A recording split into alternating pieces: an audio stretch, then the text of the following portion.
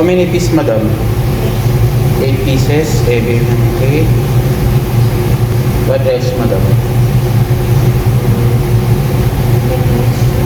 Dynamite shrimp. How many pieces, madam? 8 pieces too. Dynamite. What else? Drinks, madam. Yeah, pizza cola, citrus, orange, lemon. Oh, yeah, lemon. Okay. Diet light, this one, madam. Light. Okay. Alas, drinks. Okay. Other things are citrus, lemon. Mati ako. No, crab. Caviar, okay, madam? Okay.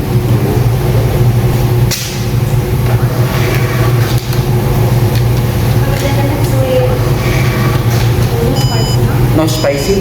Okay. You like, it's okay, teriyaki, madam. Okay. Little bit spicy, no, Little, okay. Thank you. Just 10 minutes, madam. Can wait. Okay. At pagkakuha ko ng order ni Madam, ito't dali-dali ko nang dinala sa kitchen. Siyempre, gagawin na ni Mian. Ni Mi, ako pala. Kaya ito, ginawa na natin ang order ni Madam na dynamite shrimp at ebi maki na without crab at little bit spicy. Dahil nga sa anak niyang bata, kakain daw to, kaya bawasan yung anghang. Kaya naman pagbibigyan natin ang request ni Madam. Dahil nga na-rate yung aming nyamit din, yung cashier pala. Dahil late siya, kaya ako muna ang nagkahera habang wala siya. Ako rin naman ang gumagawa niyan araw-araw. Ako rin nag-o-open ng kahera niya. Pero syempre, hindi ko na hinahawakan yung pera kasi nga meron na kaming Saudiya. Siya na ang nagbibilang noon ng maga at saka gabi. Kasi more on card naman ang mga gamit dito. Bibihira lang yung nagkakas. At heto, at patapos na rin po ang order ni Madam. Kaya naman dadaling ko na yan sa may kanyang sasakyan. Kasi sabi niya, pagkatapos ko daw gawin tong order niya, diretso ko na dun sa may sasakyan niya at dun na raw siya maghihintay. Syempre, ibibigay na natin yan. Customers always right nga Tiwaw. At pagkatapos nga nun, nasundan pa ulit ako ng order dito sa aming application. Kaya naman gagawin na rin natin yan. Bali 4 types to na uramaki, dynamite shrimp, tempura maki, katana roll at salmon avocado.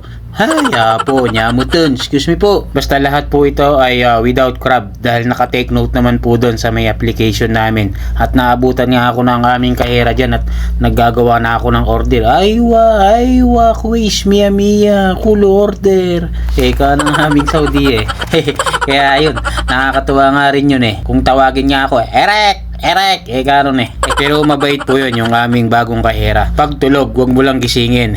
Joke lang po. Kaya naman neto't habang ginagawa ko to, nag-aayos na siya ng mga takeaway na